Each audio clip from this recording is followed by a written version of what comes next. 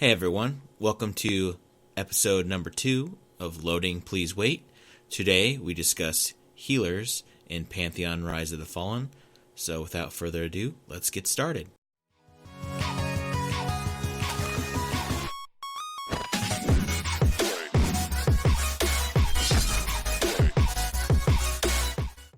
Hey guys, welcome to episode 2 of Loading Please Wait. Today we are talking about healers.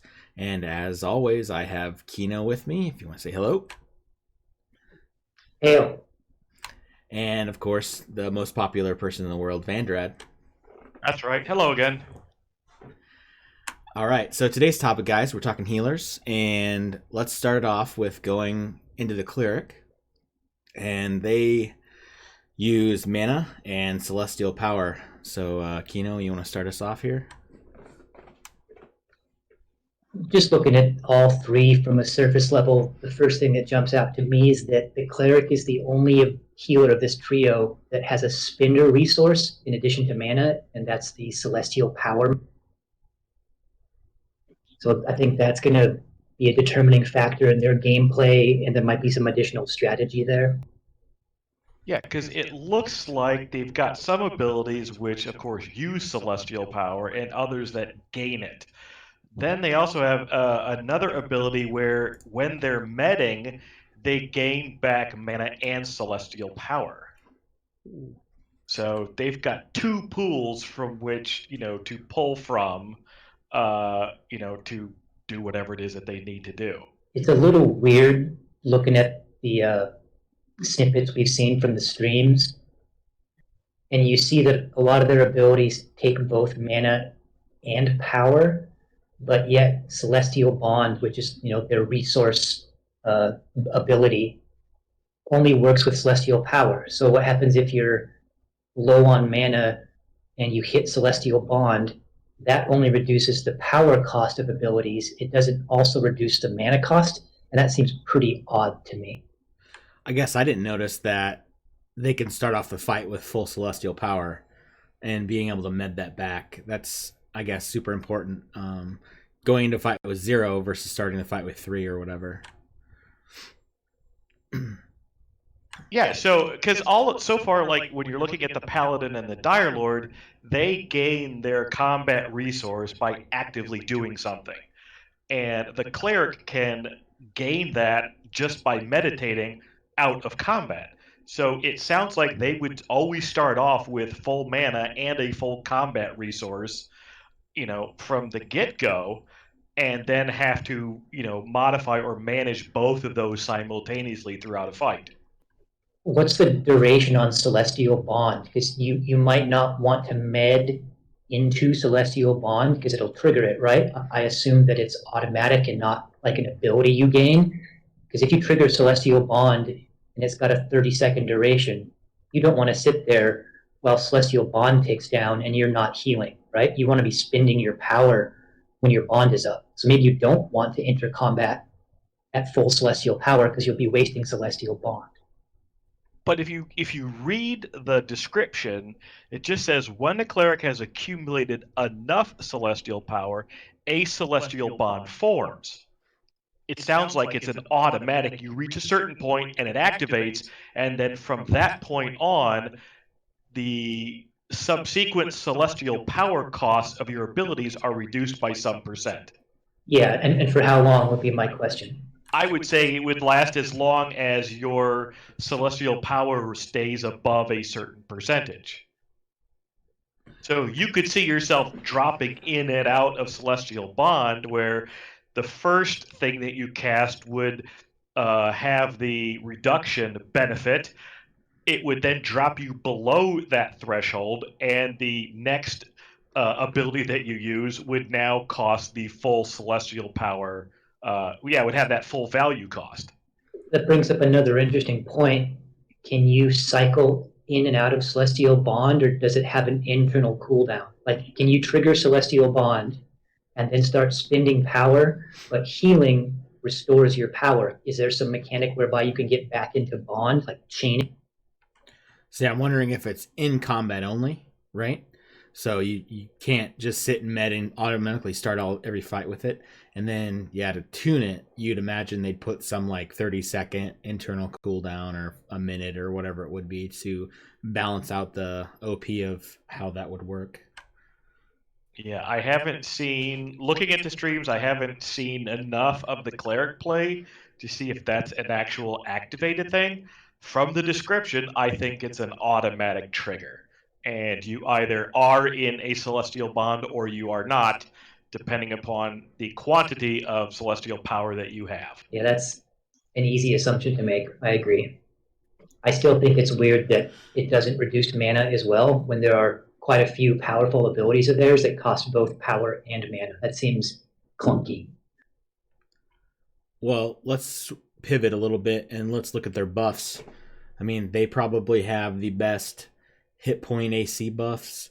Plus, I think a big one here is Signet of Accord. Grant a Signet of Peace, causing the target's activities to generate 30% less hate for 30 seconds. That's pretty OP. Yeah, your enchanter's gonna love that. This just harkens back. This is an EQ1 cleric all over again because you've got the high armor class and high direct hit point buffs that we saw in the EverQuest cleric. Yeah, this class is going to be a staple of the group buffing. It looks like the traditional cleric buffs that we've come to expect. Like Vandred said, they're going to have probably the highest armor class buff, the highest hit point buff, par for the course. Everybody's going to want those things if the cleric is a... And yeah, Signet of Accord, you got a big pull, especially given how we've seen enchanters be doing a lot of pulling. Being able to reduce the aggro that they generate could be a lifesaver for that class. Yep, for sure. What do you guys think of their burst healing versus their throughput? It's hard to say because all these numbers are going to change, right? I don't really know how efficient they're going to be. It seems pretty clear that their burst healing is going to be excellent. They've got a number of different tools in that tool belt to heal. They're going to be versatile and powerful at healing, I think, any way you slice. Again, I think that we're going to see gameplay very similar to the EQ1 cleric, where you're going to be waiting until your tank is, lower on, the amount of hit points remaining, and you cast that one big heal for, the best mana to healing efficiency. And you'll hold off your quick heals until they're absolutely needed. Yeah, I can see the cleric doing something like that ability that makes incoming attacks all be glancing blows, and then wait till your tank gets down below 30% or right towards 30%, and then using Celestial Dawn, which then, if they're below 30% hit points, gives them that massive armor class and a physical absorption buff. That's going to make Celestial Dawn extremely efficient. Yeah, that's kind of looks like it could be a little bit of a meta game, trying to keep your tank low so you can play off that, second part of that heal. Yeah, I see Celestial Dawn is that, it's that, oh shit, the tank just, took a quad hit or something, a big crit comes in, drops below 30%. It does have a longer cast time, 2.5 seconds. So you have to take that into account, but it also returns celestial power at the same time.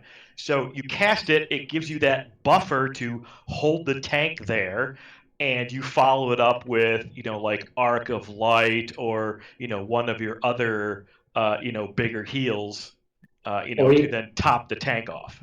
Even a heal over time to kind of like keep them, if they're taking incoming damage, you cast your heal over time with that power you gained, and it just kind of keeps them around that 30-40% range so that the next time you need to, you could get that buff on them again from Celestial.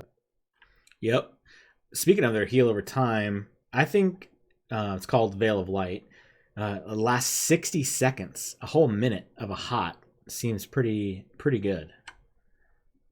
Yeah, that seems more like a regen spell almost. No mana, just one celestial power cost. That's 2-second cast time. Yeah, it's like you keep it up 100% of the time, essentially. I don't see why you'd want to let it drop. And that's what you throw up out of combat, too, especially if you can meditate and get back celestial power, that veil Yeah, of light exactly. could be really. Yeah, it's that in between combat, keep, top the tank off because you don't want to waste the mana or celestial power for a big heal when you know you've got, 10, 15 seconds of downtime, before the next mob comes in. Hit it with Veil of Light, and that's going to cover you partway into the next fight. One thing I think they're lacking in their heal kit though thus far that we've seen is their AE healing, because it looks like Arc of Light is that line is pretty much all they have, and it's on a 10-second cooldown. I'd say Arc of Light is strong, but that's it. They've got like a single but strong multi-target heal. And it seems like it's a smart heal too, and those are like, the history of MMOs, smart heals are always amazing. Yeah, Shaman chain heal and WoW was OP. Prayer of Mending is what I think about back when it first came out in the Burning Crusade, and you didn't really need any other heals on your bar. You just hit Prayer of Mending over and over and over. Some of these classes of Paladin and a couple of the other ones have group heals, but what if only 3 people in your group have taken damage, or 4? You're spending mana for nothing. Whereas this heal right here, like you said, you said it was a smart heal in that it targets for you. It's also smart in that it's going to be more efficient or more consistently efficient because you can get it to the people who actually need healing and not be wasting mana on people who are full health already. Well, and not even having to worry about retargeting to have to, catch that person because it's going to go there automatically. That's a huge time saver. Yeah, it's nice not having to switch off your tank. You pop that, keep healing him, and it's just going to keep bouncing. And then their res, I don't think I have it pulled up here, but I know they have one, and I'm pretty sure it works in combat, or they have a combat res type one, which is... So they have Resurrect, there you go, which is usable out of combat. And there's a battle res too. Yeah, and I don't know where that one is listed in the... that's Plea of the Devout. Devout. Now they come back with Resurrection Sickness. We saw this in EQ1. You're going to have, reduced, probably strength and stamina. But in here, you're coming back with 80% of your allies' max health and mana. Unlike the res in EQ1, where you came back with very low mana, if not 0 in the early days. You're coming back into the fight at 80%. Yeah, in EQ, that's one reason why melee classes who didn't really need to spend any resources to do damage or mitigate damage couldn't be bound anywhere. Otherwise, you could just res people and just send your monks in over and over and over again. Or when they died again. It makes me think of mage pet armies. Right. Yeah. And the cleric utility, one thing that kind of jumps at me is Reckon's Ward, which is like a WoW style power word shield absorption. It looks kind of inefficient, but it's probably really nice to throw in like a caster or someone taking damage, so they can maybe continue to cast while taking hits. Of the 3, I keep calling them priest classes in my head from EQ. Of the 3 healers, it seems like cleric has perhaps the least utility.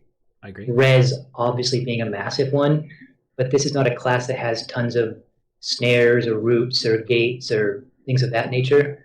They're just going to be really good at healing. Yeah, they're good at they're the protection priest. The high armor class, the high hit points, the high heals. I think we saw on the last, all of the absorbs, and that's their focus. That's the benefit that they bring to a group. Yeah, if you're in a group with a cleric, you're going to take less damage, and then they're going to be really efficient and versatile at healing that damage that you do take, but they're not going to bring a heck of a lot of other things. Obviously, they don't need to, because that's just super powerful. Yeah, combined with the buffs, the healing, and then lull is probably, super good. And they are able to cleanse curses. That lull is just from reading it, screams overpowered. Is it a lull where you have to cast it out of combat? That is, like, the mob is not aggro on anyone? Or can Signet of Accord be cast effectively like a mesmerize line of spells when the mob is aggro? That's a really big difference. I'd imagine it'd have to Well, be out of combat because it says unless directly engaged. right. So I Right. would see that used where you don't have an enchanter in your group. You've come across a grouping of, let's say, 3 mobs. They're close enough. You know that they're going to have social aggro. You've only got a 2.5 second cast time for Edict of Calm, and you've got an 18-second duration where they're not going to be bothered. You cast it on the 2 furthest away, and you pull the closest one. That's as good as an enchanter. Yeah, Now, I the think only question would be is what happens after the 18 seconds? Is there still an aggro component built into it that they will then wake up, realize that they were messed with mentally, and then come after the cleric? I guess not, but it's a good question.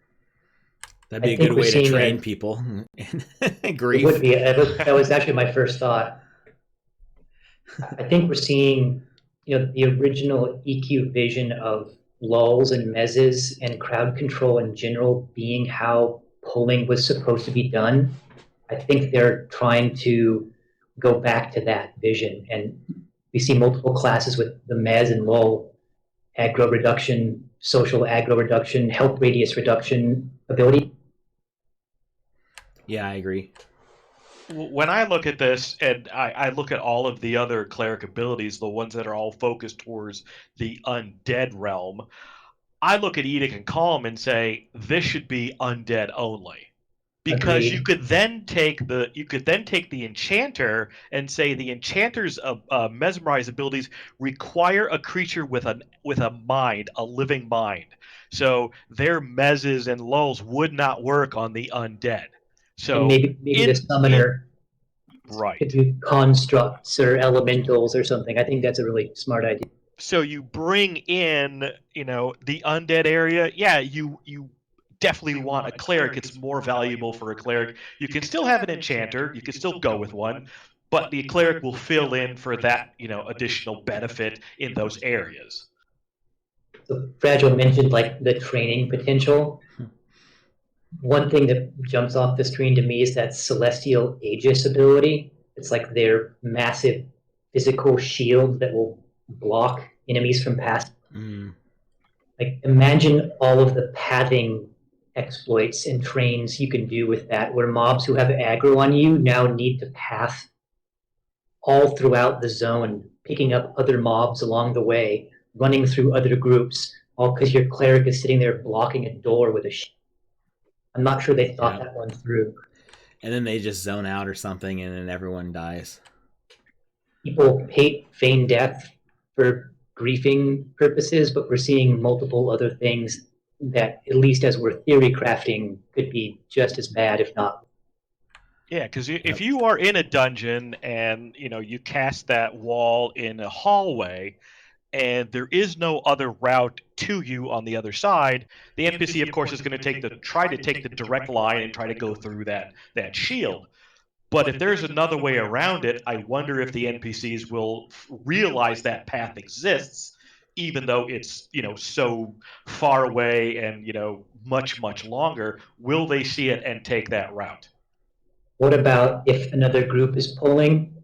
You could interfere with their polls, Yeah, throw especially that if we down, see and like, then they get trained by themselves. or even you could kill seal that way. You could block their poll. Maybe you've got a smaller group and they're like kind of pulling through you or around you or something. If most damage done is the way this is going to go down, and I think we expect it to be that way, you could potentially block somebody else from even getting to their mob. Well, you could have people on the other side of your shield who then engage in combat with it. Makes me wonder if that shield is going to be like have any sort of aggro to it. Like if it's sitting there, like a shaman totem, for example, you throw a shaman totem and mobs will aggro that totem. Will they aggro the shield, or is it just like there passively, and they you could just put it in the way and you don't have to worry about pulling threat, because that could be another pulling tool. You block line of sight or maybe reaction aggro, right, or radius aggro, from splitting packs and stuff. It's probably designed to be a tool whereby, like, your wizard or your enchanter are doing horrible aggro things to mobs, and your melee group's on the other side, and your cleric drops that shield, and the mob can't get to your wizard. I guess that's the spirit of the ability, and this all harkens back to their again their vision of making it emphasis on environment in the PvE. They want to have acclimation and traps and bridges and all those things, and this shield is another example of that. I wonder if it'll block line of sight so you could troll people with it. I'm thinking of, let's say you have 3 clerics and they're in a group together. It's just a 3 cleric group. They're in an undead area, and you pull a mob, and if with proper positioning, you could create a U-shaped pocket that you could draw a mob into. And if the pathing algorithm is as stupid as we saw in EQ1, the mob is always going to try to take the most direct route to get to you. Well, while that wall is up, you've got free reign to do whatever the hell you want. Yeah, or even a triangle where they could just kind of pincher a mob in. Is it just stuck in between these 3 clerics while everybody else beats on it? Or if it's just 3 clerics and then it's undead, they're nuking the shit out of it, hitting it with hammers and all that sort of thing. And it's literally stuck there, unable to move forward and unable to move backwards. Yeah, because it says you can place this shield in the environment or even carry it for short distances. So it's not just that you can move around with it, you can drop it somewhere and then move away from it and continue playing. And of course, the clerics have the normal roleplay element with the extra damage to undead and bonus damage to undead with their nukes and their melee strikes. So nothing too new there, but definitely a bonus. Yeah, I was going to say, and a cleric can use that, going back to the shield, the cleric can use that shield to assist a puller. So the puller is coming back with 3 mobs. Let's say there's 1 closer and the 2 are lagging slightly behind. The cleric drops the shield as the first mob passes, blocking off the other 2.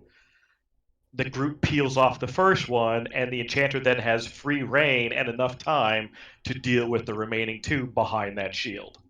I love it. I hope that's a thing. That'd be like super cool, almost emergent gameplay style. I think.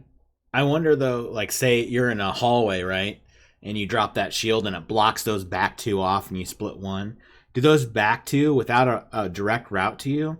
Do they just start freaking out? Do they reset? Do they like try to go like a make-believe route around the room and start aggroing all these other places? Or do they just stand there? I bet they're just going to stand there. Does the shield have hit points? Is it an entity? Can they knock it down like a wall? It doesn't say. It just says while it lasts, it's an immovable object that no enemy will be able to pass through. So, I mean, we'll have to see what happens, when this actually comes out and people can test it. All right. Well, let's move on to the Druid.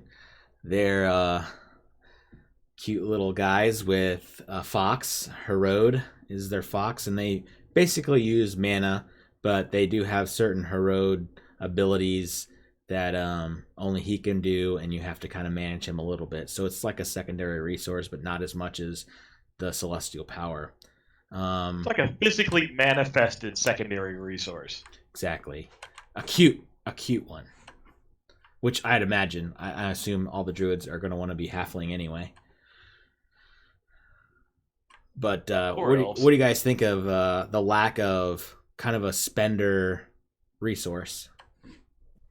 So, again, from a high level, we see that the cleric has that secondary builder spender with power. The shaman's got in combat regeneration, but also does not use anything other than mana. The druid only uses mana. Where are they gonna? Is that a limitation that they're doing for balance? How are they gonna keep up with a shaman who can regenerate in combat, or a cleric who can spend celestial power and or mana? Is that a balance mechanic, or are we going to see a change to the class? I think it's interesting. I would suspect that we will see a change to the class. The druid, we didn't see a druid stream until, very, very late. And, Very so true. I think this is probably the least fleshed out of all the priest classes. So I would suspect we're going to see a lot of changes to this class coming up. I agree. Plus, they have to balance the fox, right? They have to figure out how to balance that, what they want to make that to be, and how useful they want it to be, and how much time they want you spending on it. Because it's supposed to be a secondary thing, but if you're constantly using abilities that require it, then it's more of a main thing. But let's take a look at their buffs. And druids, they're kind of unique where they get traits, and they can only imbue one trait at a time, like movement speed or strength or stamina or healing received. How do you guys feel about the traits and the druid buffs? Boo.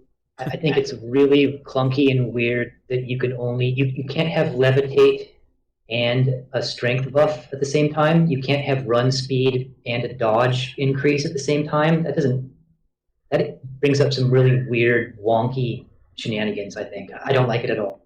Yeah, I find this a little bit clunky as well. But it also means that you're going to have certain buffs that are only going to go on certain classes. Yep, Like true. you look at the Oaken regeneration line, that's always going to go on your tank.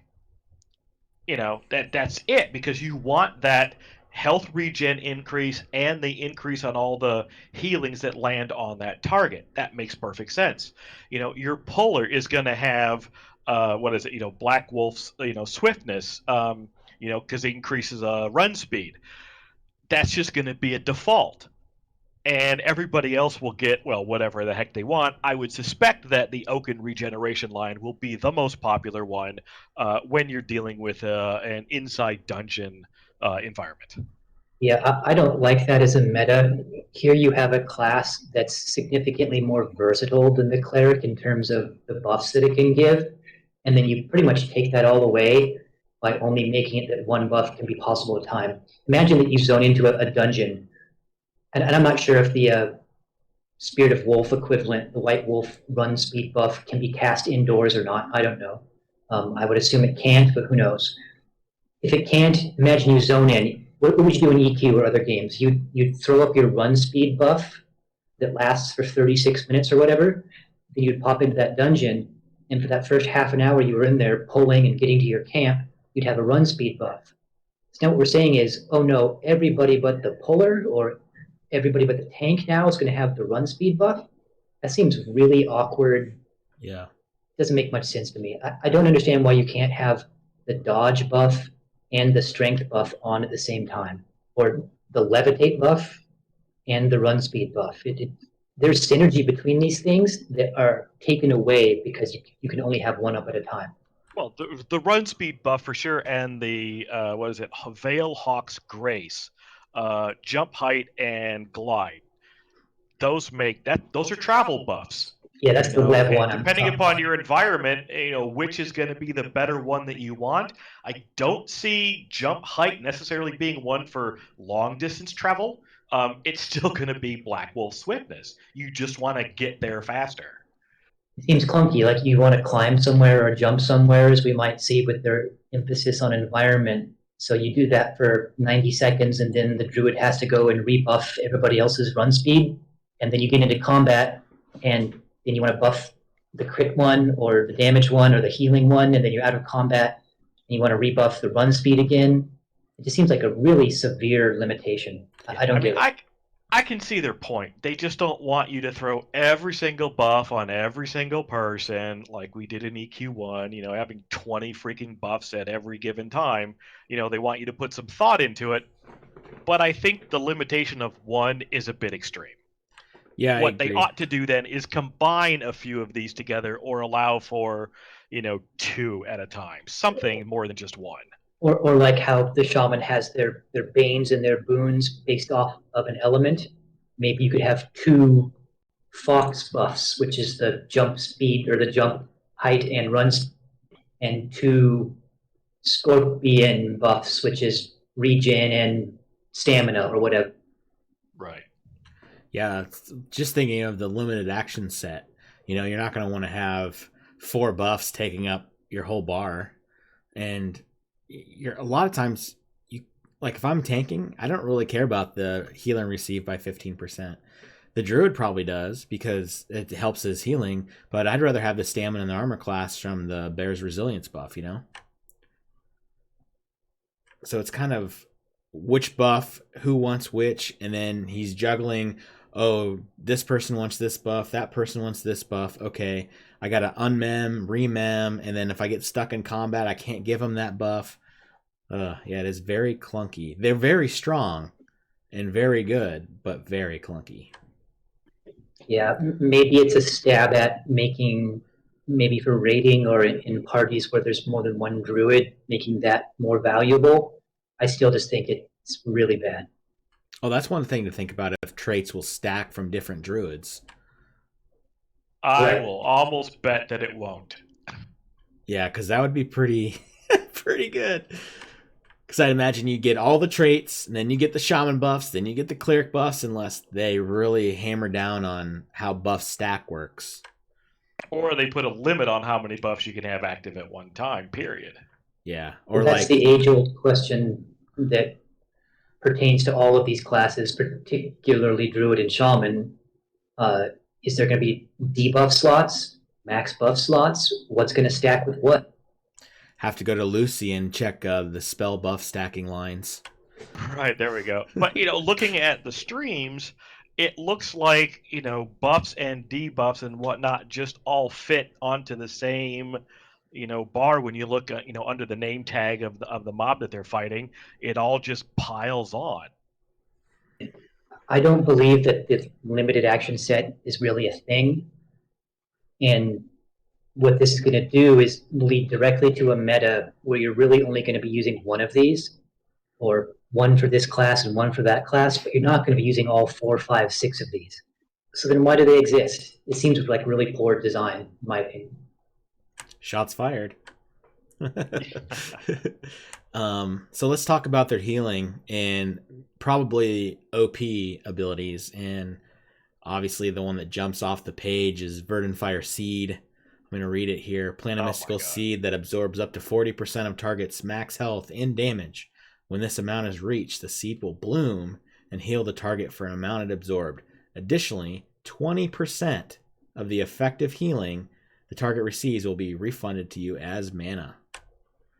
Yes, and so far, that has a mana cost of 20. Doesn't make any sense. If it heals for 100, this is an ability that is going to heal for 1,000 or 2,000 at high levels. Even if it costs 100 at level 50 or whatever, you're going to get back 5 or 10 times the amount of mana that it cost to cast the spell in the first place. Clearly, this needs to be adjusted. Yeah, I mean, you're talking an absorb for 40%, then that same amount gets healed, and then you also get mana back. I mean, that is crazy, and it's a half-second cast time. Yeah. It's too broken right now. I think it needs to be tuned down to probably like 15%, right? Something like along those lines, or maybe have a, as you level up, you get better ranks of it, and it's called different things, and then eventually it could be a heroic ability that you get through some quest line that you reach like a 30% absorb or something. And I mean, you do have a 10-second limit where you cannot cast it again on the same target after 10, for 10 seconds. Yeah. Okay, big deal. I don't see it as something you would use all the time. It's it's one of those oh shit moments. But now you also look at Hero's Chrysalis, which is yet another one of these things with a very fast cast time, low mana cost so far, where the target takes damage that would kill them, the seed prevents their death and blooms into a protective chrysalis. And so they cannot be damaged, and it will emerge with some percent of their max health and mana restored. Yeah, they have 2 very strong absorb. Very strong. And again, these things are percentage based. So as your hit points for your tank goes up, these get more and more powerful on their own without actually having to be replaced. Unlike a lot of other spells where you get it like you get one at level 1 and it's the same for 5 or 6 levels, then you get the replacement, which is slightly better. This grows in power all on its own. Yeah, that's actually probably the solution, is that there needs to be a tier here where these scale up and down based on which rank of the ability you have. Yeah. If you have a tank that has 2,000 hit points, and we've seen streams where a level 30 whatever PC has over 1,000. If you have 2,000 hit points and it heals them for 40%, that's 800 hit points it heals, and you get back 20% of that. You just got back 8 times the cost of the ability itself. You just refilled your mana by 160 or whatever. Actually, it's 1,600. Remember, it absorbs 800 and then heals for another 400. So that's why it says effective healing. Yeah. No, you're right. You're right. Well, that's even more broken, because if it gives you back the mana based on the absorb and not just the direct heal component. No, I imagine it'd just be the healing. I mean, it does say effective healing. Like, Yeah. that stood out to me. What does effective healing mean? Not absorption? Yeah, I'm I'd guessing say it's that not the absorb part. I'm guessing but that it either does way- need absorb. But either way, I mean, it's still, you're talking on a 2,000 hit point tank, that's 800 hit points that it will have received effective healing. No, I think you're right. They wouldn't say effective healing otherwise, because effective healing in this case is going to be mitigation, period. Yeah. Otherwise, it would just say healing. Well, it's effective healing is considering like if there was overheal, right? So if you basically plant the seed when they're above 60% health, you're just kind of wasting it a little bit, right? Because you want to get that hopefully max 40% back. Well, I asked earlier how druids were going to deal with only having mana as a spender and no in combat regeneration and no celestial power. Here it is. They just have one button to hit, and that's all they do. But yeah, I think they're not hitting any heals really, unless their tank is down to 60%. You pop that, and then you wait, and then once it heals, you cast another low heal on them or something, and then you're kind of back to doing whatever else. It's also yet another ability that scales with max health with hit points. Yeah, their scale ability is so far, I think, the best, because they're just not in a flat amount, and they don't require gear either. Yeah, and percent increases are always problematic, because they, as hit points go up, they just continue to grow in power. Yep. And so you start looking at, you add a cleric to a group with a druid, this Verdant Fire Seed becomes even more powerful, because they're gonna have that huge hit point buff coming from the cleric. True. Looking at their burst and their throughput, their burst looks pretty lackluster, to be honest. I mean, they have the seed, right? And they have the prevention of death with the chrysalis. But as far as like, oh, I'm going to heal them for a large amount right off the bat, no. They all have to kind of take damage or almost die to have real good, solid numbers. Herod's Flame, their vanilla direct heal, has a 6-second cooldown. Yep. It's cheap, but 6 seconds. That sucks. Yeah, that does suck. Yeah, and what does, quote, moderate mean? Is it, again, 10%? Is it, a fixed number? I think it's like 2d8s. 2d8 plus 1. Every 6 seconds.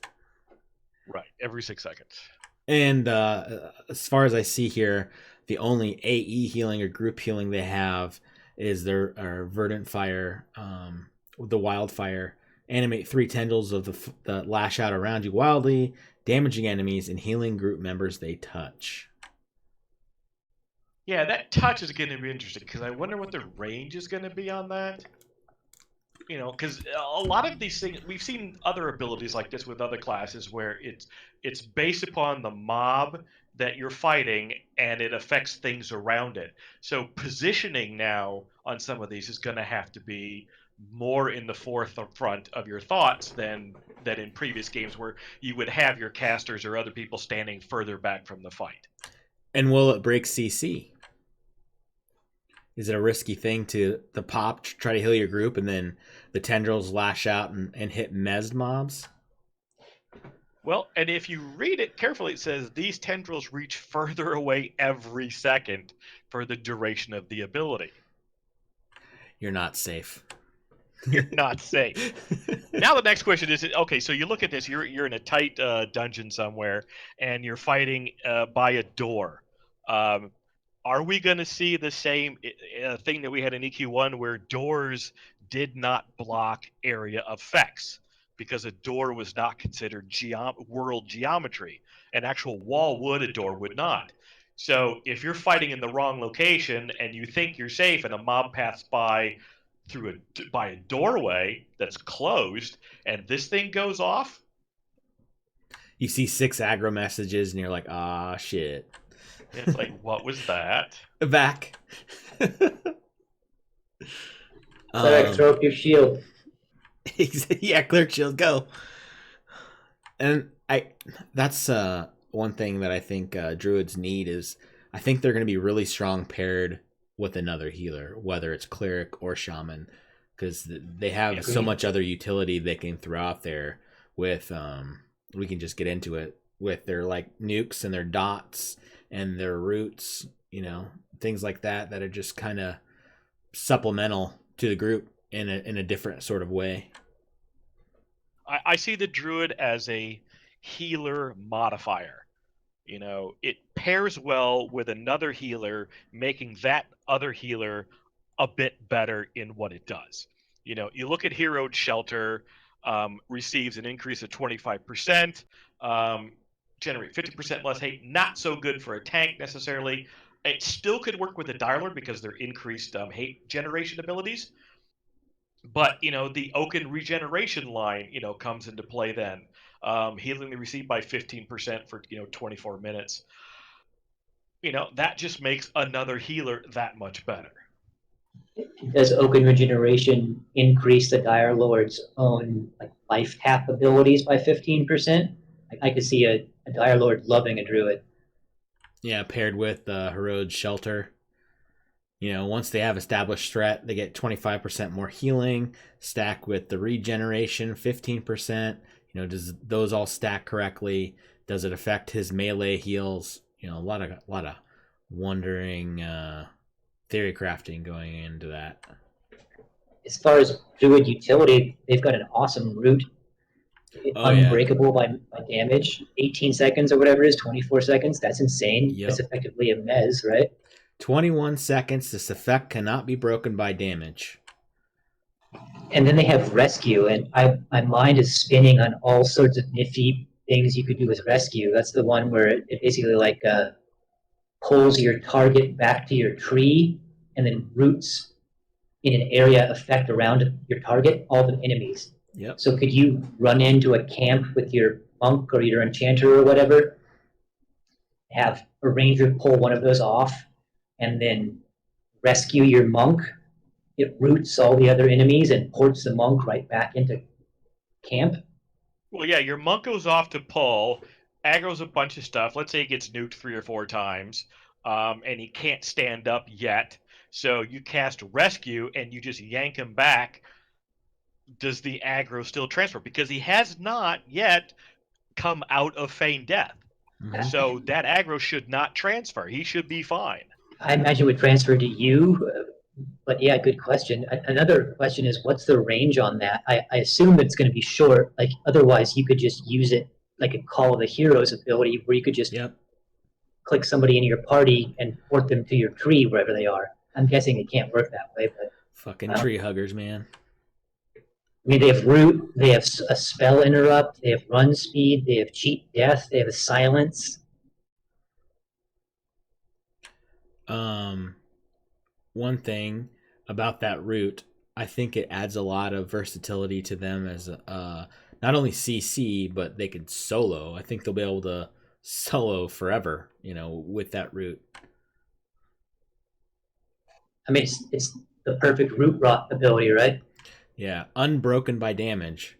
And then the other portion of the spell is if another spell, Herod's Gaze, is active on the target, this ability will reduce their armor class by 30%. So, like, yeah, that's massive. That's huge in a group, right? You root it, have the gaze on it, all your melee are just like licking their chops to attack the mob, and it's not getting broken by damage. GG, you just boosted a ton of DPS onto it. Well, and then you add in the Shaman has an AC debuff as well. Yep. Just a lot of, it's going to be hard to manage, druids, what utility spells they can use, when they should use them versus, oh, do I need to heal? Do I need to throw a seed out? Do I need to throw the AE group heal Briars out, kind of thing, or nuke. How do you guys read Stormkeeper and Call Lightning? Stormkeeper is the epic passive that makes their Storm Warden passive always available. It's always, and then Call Lightning scales off of storms.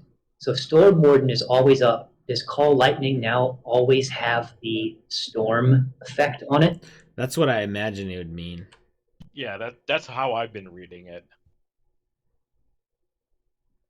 That's awesome. Gotta get the mobs wet first, though.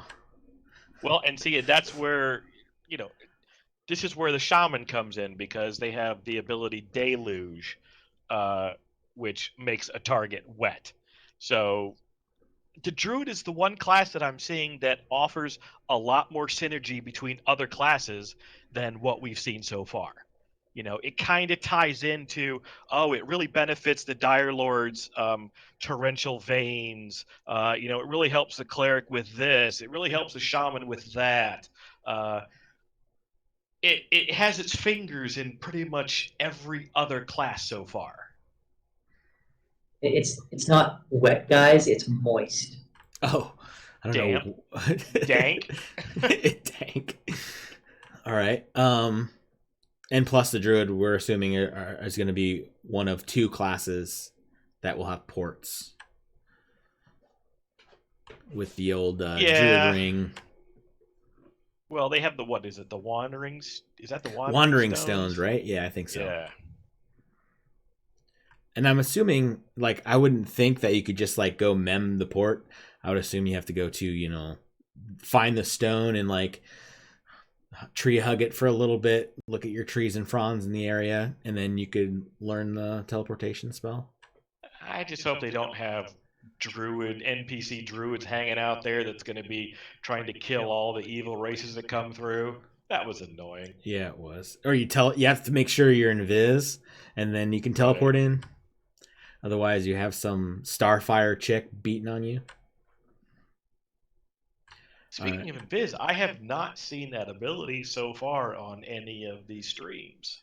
That's true. I bet it wasn't working yet. And I would assume, Cleric would get invis undead, Druid would get some sort of either normal invis ability or like a nature animal invis, and then Shamans would also get some sort of invis. At least, if you look at EQ, that's kind of how it worked. That's what, and it makes sense lore-wise too. All the casters should have some form of invis. Damn, melee gets screwed. Which I wonder then if paladins would end up getting invis undead too. I don't see why they shouldn't. I agree. All right, let's take a look at the Shaman. They use mana, and then they have a resource, but it's kind of just passive, and it's called Vision. And the more healing you have out on yourself, the more vision you gain also on other people. It increases your spell haste, basically. They also have a couple passive abilities where their regen continues in combat, which is really, really amazing. And then also, anytime they heal someone else, they heal themselves for a portion of that heal. Yeah, that ability, the Ancient Focus, keeping their health and mana regen in the out of combat speed, is I think their attempt to take the EQ1 Shaman's Cannibalize away. Yep. You know, because that was, a lot of people saw that as just busy work. Oh, I'm constantly hitting the stupid button. And this kind of does away with that. If over the same period of time you would, get back the same amount of mana, fine, I'm okay with it. I liked Canny. I liked doing the Canny dance. That was fun. But if this works the same way and gives the same results, fine. How hard would you cream your pants if Shaman had Cannibalize? Oh, yeah. It'd be a flood. Would you say it'd be wet? I'd be wet. Yeah. Would you be drenched? And moist. Yeah, I tell you what, I could probably mop the floors with it. Drench is the actual status effect, by the way. Oh, is it? Nice. I hated Canny. Stupid mechanic. I think this is exactly right. Vandred's exactly right. That's what this is. And it's super powerful. Yep. And I think they have to have it, right? Because they're the like the one class looked at for, oh, give me buffs, give me that, give me, oh, heal too, oh, and debuff the mob, do all this stuff, and they have to have the resource, the mana, to perform it, right? Otherwise, they're not as good. They're the ones who are getting up out of meditate earlier and slowing a mob or debuffing it, while other classes might still be chilling. Yeah. So again, we're talking about what's the primary function of the priest, archetypes, and that is healing, and they are doing it by different means. The cleric has I'm guessing the cleric is going to have, because of that higher armor class and higher hit point buff, their heals are going to be the bigger, powerful, direct heals.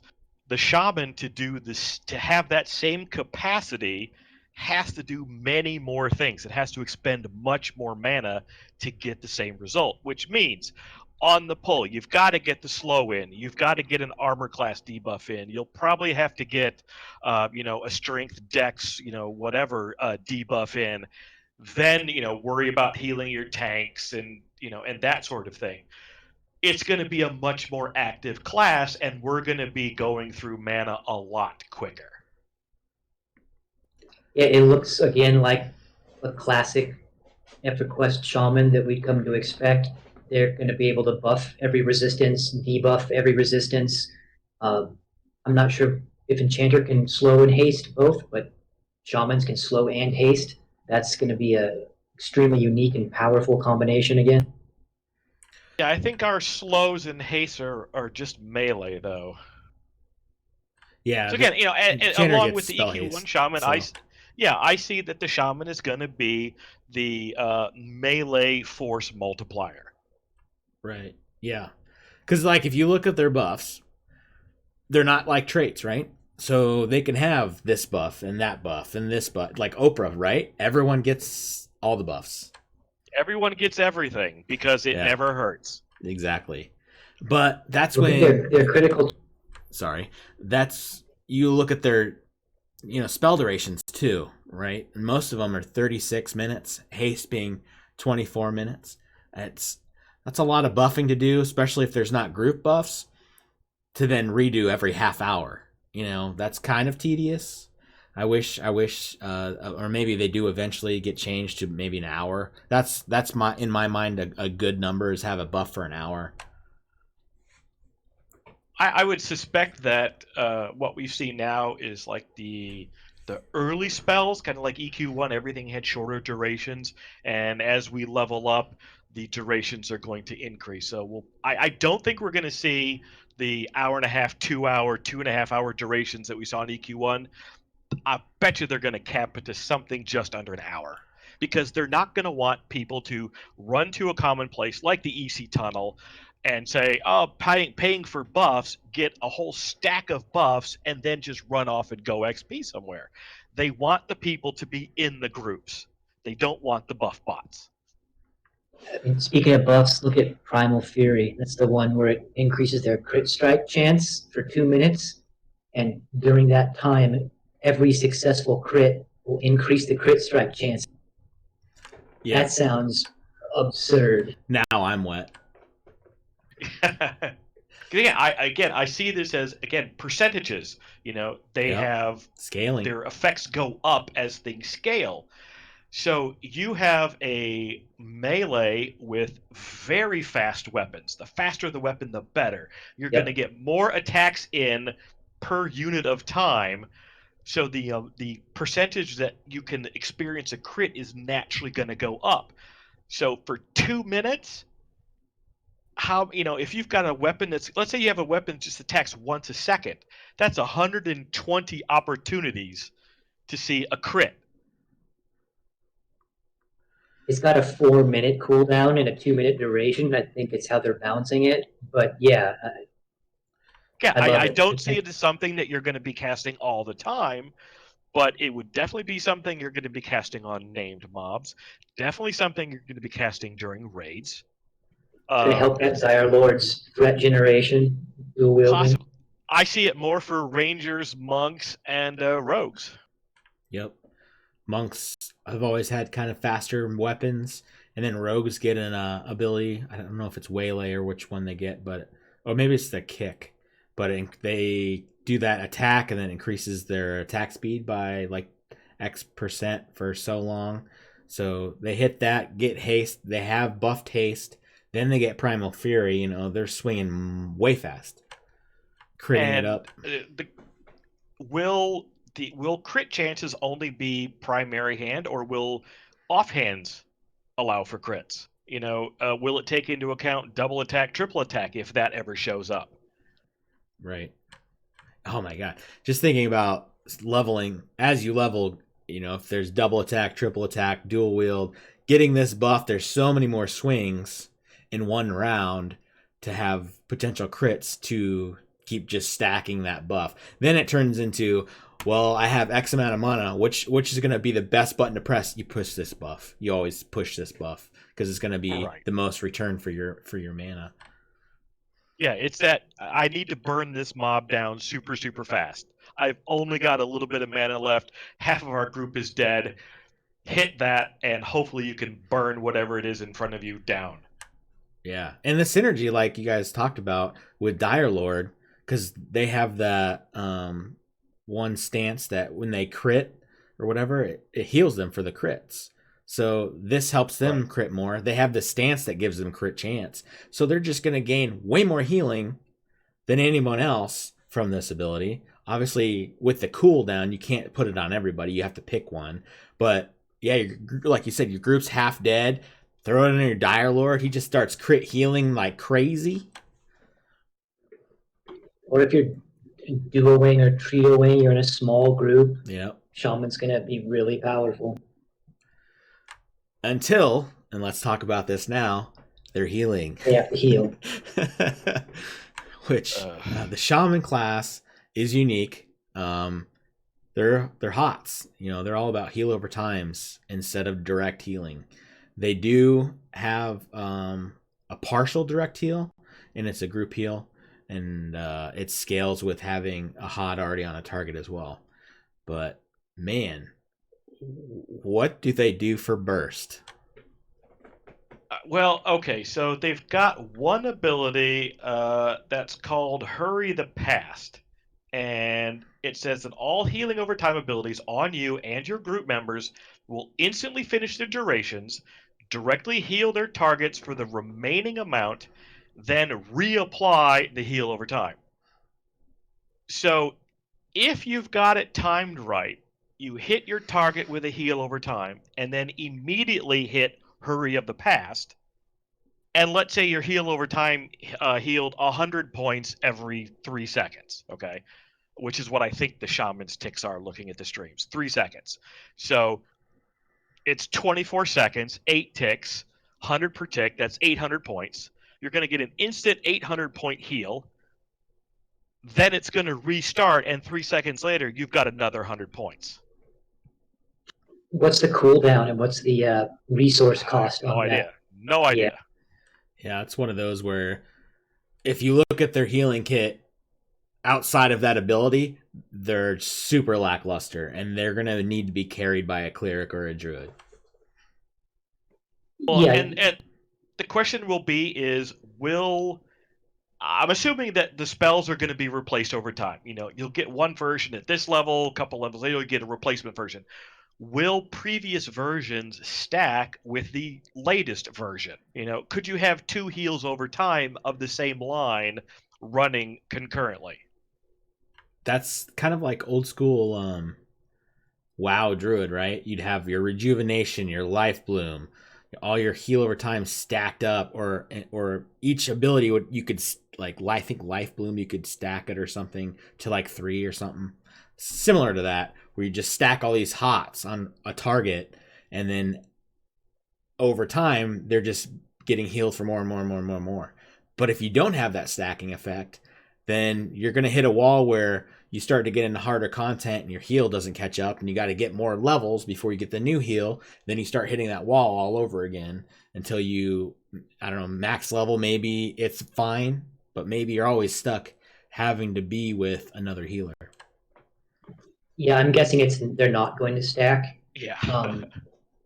But consider, the abilities that a couple of the tank classes have to keep themselves alive, like the Dire Lord or the Paladin to chip in with group.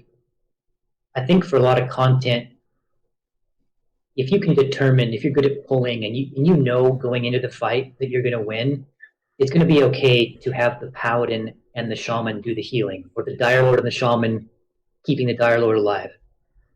They'll be efficient with the heal over time. They'll be good at healing out of combat with the heal over time. They've got a slow. They do just seem to lack that shit hits the fan ability. Yeah. They have, the throughput is amazing. Being able to throw hots on the group while being able to do other things, that's amazing. And yeah, they're probably going to be efficient too. And they probably have the best group healing of the other healers, right? Because they have two group heals. And they have short cooldowns. Here's a thought. Can Shamans trigger each other's Hurry the Past? If I throw a hot up and I'm in a raid or another situation with another Shaman, can that other Shaman Hurry the Past my heal over time, which then puts another heal over time on the tank or whoever, and then could I use my Hurry the Past on that second heal over time? Could you have 6 Shamans staggering Hurry the Past over and over again? I would say probably not. No, I think because it's your group, right? Yeah, and this is we start getting into the raid situation, and I see the Shaman seriously falling behind. Yeah. Yes. At least for tank healing, right? For a group, you're gonna, like, as you're a DPS, you're gonna love having a Shaman because you're gonna always have a group heal over time or something up on you most of the time, which is amazing because you don't have to sit there and be like, oh my god, am I gonna get this heal from the Cleric, or is he healing the tank, or what's happening? And the Shaman are just like, group heal, whatever. Right, so for the group level content, the Shaman is gonna do just fine. In fact, it's going to do better than the other priest classes when you're dealing with mobs that are going to be, doing AEs. Yep. Because the Shaman's not going to have to retarget everybody to get heals in. It's group, and boop, there you go. You'll be fine. Raid situation, if it were to be going live today, and this was, the complete ability list, the Shaman would not. You would only need one Shaman on a raid because he'll just do some buffs, and that's pretty much about it. All of your healing is going to be coming from clerics. So if we, however, see when we get closer to like level 50 that you've got more of the later EQ1 Shaman abilities where the heals over time are much more powerful, then we become an integral, secondary healer for all of the support groups. Yep. Back to Hurry the Past real quick. I'm sure it's changed, and all these things are changing over time. It says all healing over time abilities on you and your group members will finish their duration. Not yours. Oh, wow. All. So yeah. You put 60-second heal over time for clerics, yeah. Bingo. So you put 4 Shamans in a group. Yep, you put 4 Shamans in a group with your 2 main tanks, and then every hot that's on them from external sources, your Shamans could, like, rotate through, hurry the pack. Okay, so that brings up a question. Will the same heals over timelines from other shamans stack? Now, we had that problem in EQ1 where like certain like necro spells had a problem where they wouldn't stack with other necros. Are Right. we going to see a return to that? Yeah, because that's harsh. It makes you only want so many shaman in a raid, right? Because it's like, oh, I would heal them, but I can't because I can't stack my hot. So I guess I'll just Right, because somebody else already cast exactly. theirs. And are you forced back into healing your own group? You just heal your group because trying to heal outside of it, you can't. Well, and if we are talking about raid sizes that are 24 to 30, you're not going to have the room for more than one shaman because you're going to have multiple clerics to keep the tanks alive. Yeah, this is the defining question of the shaman and also to an extent the druid. How are debuff slots and stacking going to work? Even for the druid, think about putting their passive healing, herodes, whatever, on a tank. How many of those do you need? Right. Do they stack? Probably not. Because I rated as an EQ1 shaman, and you had one shaman that was the main mob debuffer. And you'd call it out, so if you got resisted before your spell could refresh, somebody else was already backing you up. But you didn't have two shamans both casting slows because they didn't stack. All the debuffs didn't stack. And I'm guessing we're going to see the same thing here. Yep. How many shamans do you need to debuff a mob's fire resistance? They're probably not going to stack. Yep. Exactly. Their res is pretty cool. I think it's really neat. I hate it. You hate it? Oh man. I hate it. Let's talk about it. It's basically out of combat res like normal. Like the other healers will have. But then the second part of it is when you use Agewalker's Gift, and that's when the shaman dies. You go into like the celestial plane or whatever, and you can kind of move your corpse or see your group or whatever. And when you use it during that phase, after you've died, you can basically battle res someone with no resurrection sickness. I was going to joke that their battle res is their best single target heal. Yeah. Here's why I have a problem with this. You're in a group, you're the sole priest in that group. What type of content are you going to be facing off against where if your tank has died and your shaman has died, the shaman now has Agewalker's Gift up, what is the chance that the group is going to be able to survive long enough for the shaman to then res the tank and get him back in the fight? Yeah, I think you basically have to roll with the paladin, right? Just because they get a battle res based off of like reckoning, so they could res the shaman. So you have to hope the shaman dies. The fact that the shaman has to be dead first in order to res in combat is ridiculous. Well, how about this? Maybe it's more like because the shaman can drag their corpse, they go into their spirit world, they run to a safe spot, the group wipes, they resurrect themselves, and then they can start resing other people. Maybe it's as simple as that. Now, the ability to say active, when it's active, it will restore the fallen ally to full health. So I'm wondering if they can't self-res. Because I'm my own favorite ally. They would. I ally myself every night. Their death would be, it wouldn't matter essentially. And I think the synergy there with the paladin is good because if they die, paladin can battle res them, and if the paladin dies, and then the shaman dies, the shaman res the paladin res the shaman, kind of a cycle there. But it might help and the with rest recovery of your group, too.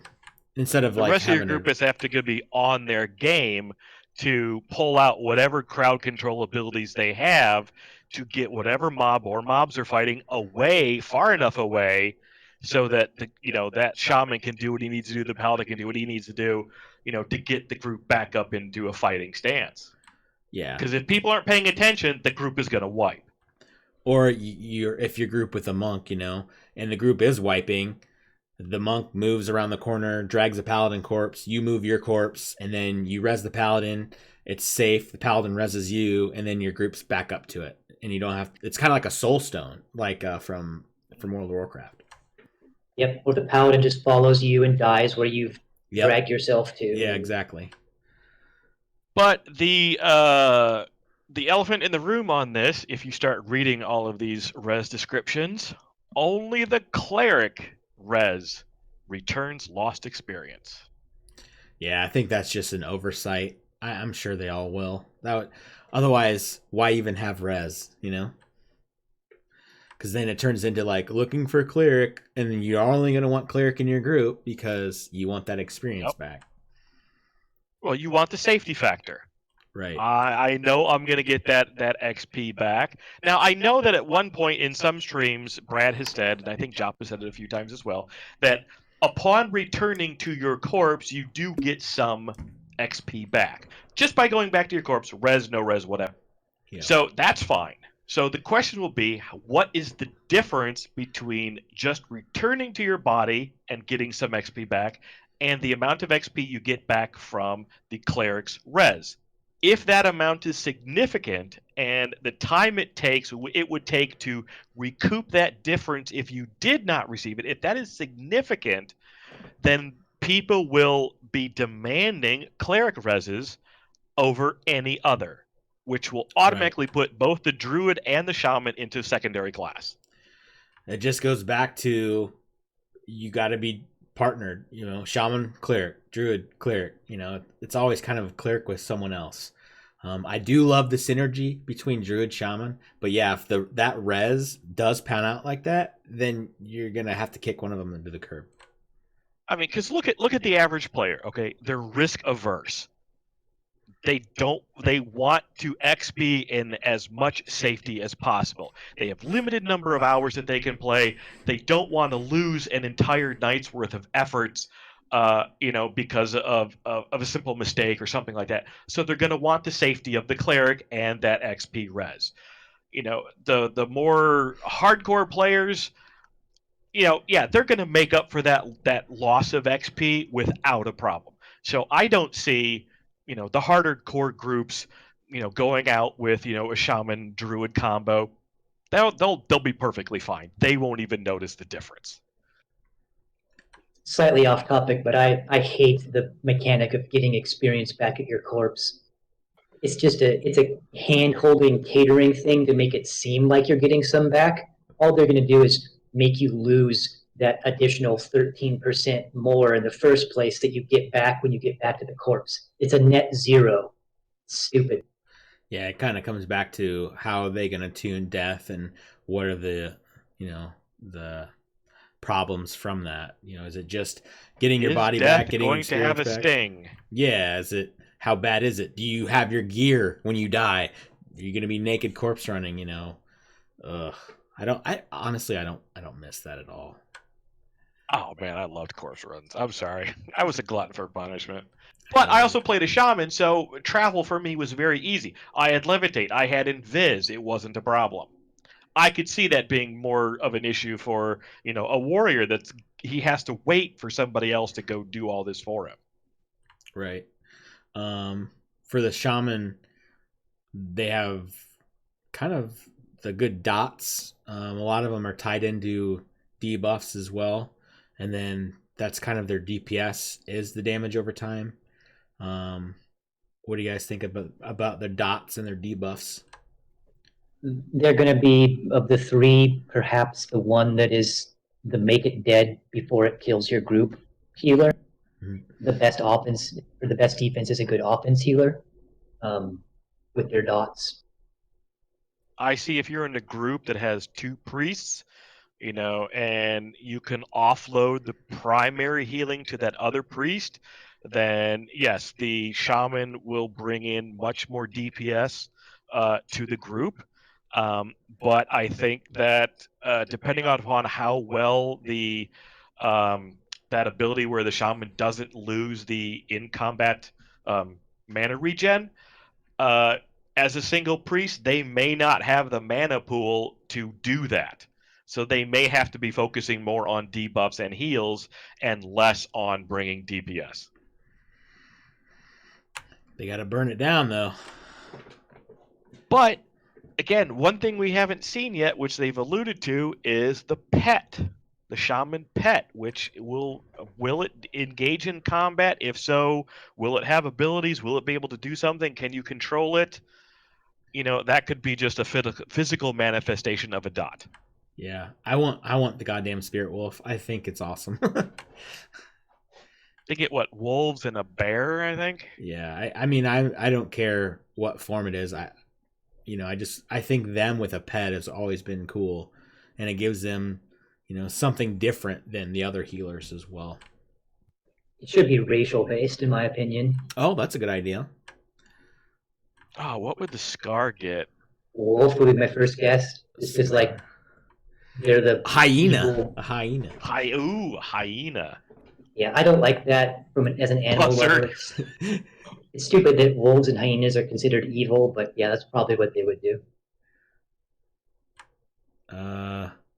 Archetype. Shamans get a snare too. They get a snare and they get that chase the wind ability, which is like that oh shit run speed buff for everyone in your group.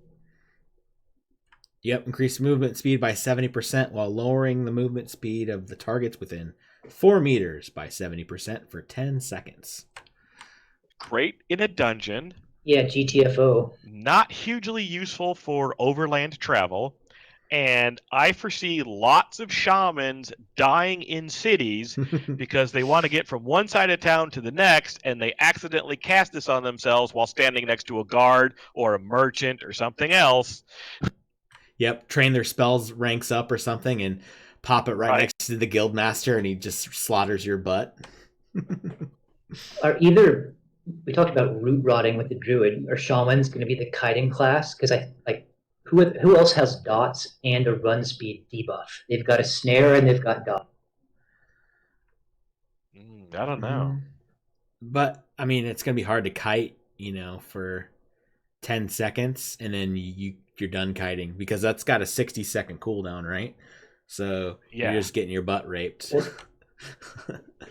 Chase the wind or their other snare? They're chase the wind. Right, but they've got another single target one too, a bane. Yeah, I don't know about that one. Again, so far what I've seen is all the durations are so short that you're just going to be casting it over and over and over and over again. This isn't going to be, the EQ1 where, a poison dot lasted for, 2 minutes and something like that and did thousands of points of damage. I think you'd go out of mana trying to do that. Actually, their snare is the deluge, the one that applies the moist status effect, and it also has a snare effect. So probably not going to be very good for kiting. Oh, you're right. Yeah, 15 seconds. So if you could pop both, you get 25 seconds of snare. But you're also going to get out of range too. Yeah.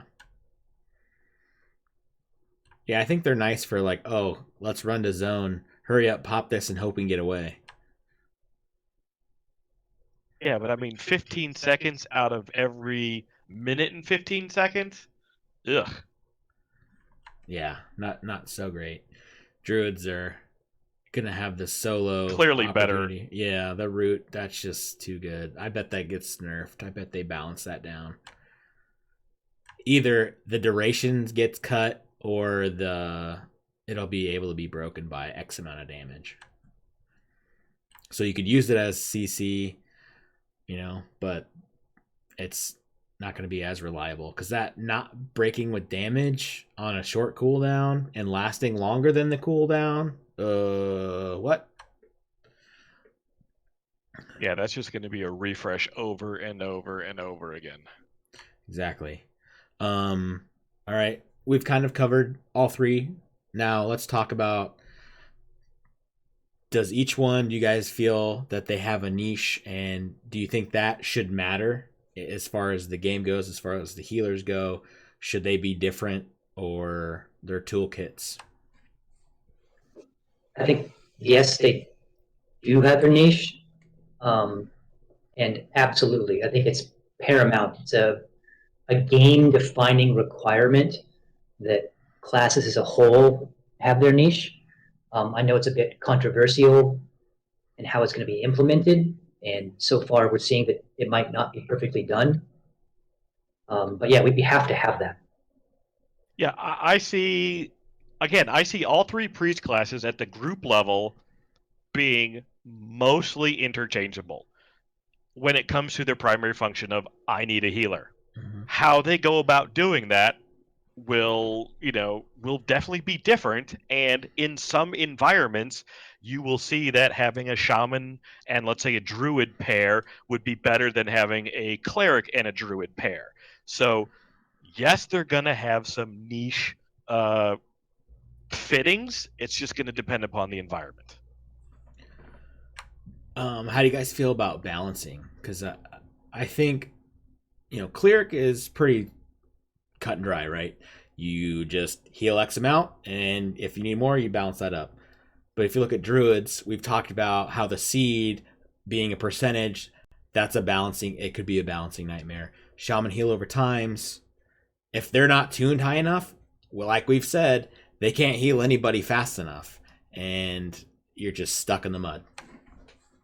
Yeah, because if you're facing off against content where you've got to heal over time and it has a fixed duration and fixed heals amount, you're facing an incoming DPS cap. Anything more than that, and you're losing ground. Your tank will probably die. And it may mean that you're forced to face off against lower content, blue content, where a cleric and, let's say, a druid combo could face off against orange and yellow content, gaining much more XP per kill than what a shaman's group would be able to do. Yep. It seems like the cleric is strong, period. The druid has got a ton of potential, a ton of versatility, and based on the tooltips in pre-alpha, the shaman needs work. They need help. Yeah, it seems like they're the less of the healing. They're more utility and buffs and less heal. Whereas the cleric is all about, it has really two or three, whatever, really strong buffs, but they're main healing, right? The shaman's almost more of a support class at this point. Yeah, and one of my original thoughts when I saw a lot of this stuff come out was take the shaman out of the priest hierarchy and create a utility archetype and put the shaman in there. Do you guys think that each healer is desirable for a group and or a raid? I'd say that right now, yes, they're all going to be equally desirable. No, wait, hold on. The cleric, looking at the XP res return, if that becomes a significant factor in the player's mind, the cleric is going to be more desirable. If that is not the case, then I think that you're going to see pairings come out to be better than single priest groups. Cleric druid, shaman druid, not shaman cleric combos. I don't think they sync well together. So group level, yeah, they're going to be pretty much the same. Raid, I still think you're going to see more clerics needed in a raid than you're going to see multiple shamans needed, or even multiple druids. Yeah, I think it boils down to your own values. Like, if you're a hardcore raider, even though raiding might be 5% of the content you ever do, aside from leveling and questing and traveling and all that stuff, if you're a raider, that 5% might be 50 times more important to you than anything else, and therefore a cleric's going to have the most value to you. Or maybe a shaman or druid will thereby have less value to you. Whereas if you make tons of alts, or you have friends and family at different levels, and you're always grouping and doing small things here and there, maybe the shaman is the one. Or if you love bombing around the world ports with the druid and tracking and questing, maybe the druid is for you. So I think it depends on what you want out of the class, and balance can be established that way. In terms of desirability, if your tank is missing hit points, direct heals always stack, right? They always stack, and therefore clerics just have a leg up no matter what. Yeah, I agree. Totally agree on that. I guess the big thing for me when it comes down to the three healers, obviously I'm not maining one, but I plan to go paladin, or at least that's the key. The one I want to duo the most with is shaman, because I feel like the synergy there is great, because paladin gets direct heals, the shaman gets to heal over times, and the buffs work together. That's perfect. But if you take kind of the paladin out of it and just look at a group, can each healer stand on their own 2 feet? For if you take a shaman and put a dire lord in the group, yes.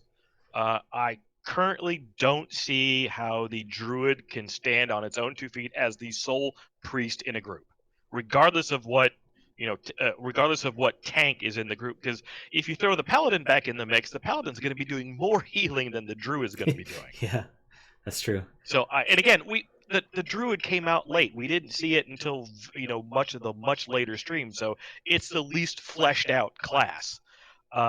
So there's going to be a lot of changes coming in for the druid. So speculation on the druid right now is very difficult. I mean, we've already seen the shaman basically get its butt kicked on multiple streams. Just not be able to handle the healing required as the only healer. Well, that makes me think too, like, there's a lot of people that are like jerking off to warriors, right? They're so excited about them. They're going to be the best mitigation tank.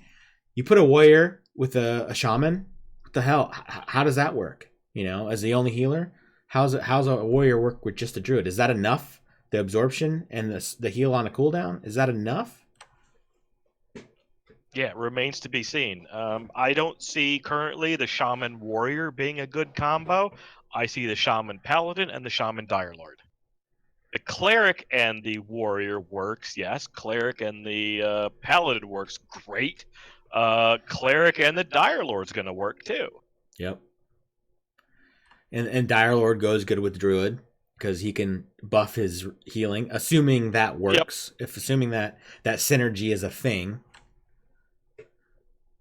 But yeah, the warrior kind of gets left out to dry with just a druid or just a shaman, because like I think paladin, their healing is probably going to be overlooked a lot of times, but if that synergizes great with a shaman, you can bring an extra DPS, or maybe bring a bard in plus an enchanter and have that extra CC or support something, because then you're getting the enchanter nuking for more mana, and the shaman can do more because he has more mana coming in from the enchanter, plus his regen's kicking in. So now he's able to not only debuff but heal, and maybe throw a dot or two. It's a lot more. It's all the synergies, and that's what's cool about this game, is they have all these different synergies, but obviously there's a lot that don't work too. You have some that work great and some that don't work at all. Yeah, exactly. But let's pause on the healer. Let's stop talking about the healers. I think we've covered them. There's been a lot of hype going into August. We're like at the recording of this video, we're a little less than a week away from the newsletter, the August newsletter. What do you guys think? Do you think it's going to be a letdown? Do you think it's going to be an oh shit moment? I'm so pumped. Where you guys land on the fault line here of the newsletter for August? Has there been a newsletter that wasn't a letdown? Oh, burn. Snap. I think it's going to be more of the same. I think we're going to see some artwork stuff. Look at this, another tree frond type thing that we've been working on. We'll see, stuff that's a little bit behind the scenes things, nothing that's going to be concrete. I don't think it's going to include any mention of upcoming pre-alpha 5. Yeah, it's going to be disappointing again. See, I hope I'm wrong. Really, really hope I'm wrong. I hope I have to eat my hat on this one. Yeah, I totally I'm just not seeing it though. I have high hopes, right? You want to have the high hopes for it. I could see them talking about not PA or PA5, right? I think that's coming. I definitely think it's coming. I don't think it's coming in August. I think that's a September newsletter. I think they'll announce it there. I could see August being like reinvigorating the streamer program. I could see that being a thing. And maybe they actually finally talk about races. We have yet to see, the new Scar in the game. We haven't seen the Darkmer in game. We could see those. So there's a lot of things out there. Darkmer. Darkmere. Darkmere. Mermaid, man. Sigh. Yeah, I don't get him started. Yeah, I don't want to debate this. This was a vote that someone did, and they're all wrong. I got the inside info from Corey Lefevre, so he told me Myrrh, and I heard Joppa say Myrrh on a past stream, so I'm sticking to Myrrh. But yeah, I think that kind of concludes this episode. Thanks for joining me. Thanks for joining us, for our watchers and listeners. This was episode 2. I think when we do episode 3, it'll be in September, post WoW Classic launch. I'm not sure if we're going to stick with the classes, because we felt like tanks and healers were kind of a big staple of the game, and DPS are just kind of the icing on the cake. So I don't know if we'll actually dive into DPS, and we might do something more intense of theory crafting or game mechanics and things like that for an episode 3. Or if you'd like, leave comments in the YouTube channel on what you'd like to see in an episode, and we'll take those and maybe do a show about it. So if you guys want to say anything, here's your chance. When do we get paid? Yeah, where's my internet bucks? Yeah, I'm waiting for Visionary Realms to send a check our way. So when that happens, it's probably tied into like alpha, right? Right. All right. Well, thanks for watching, and we'll see you guys next time. Bye-bye. Peace.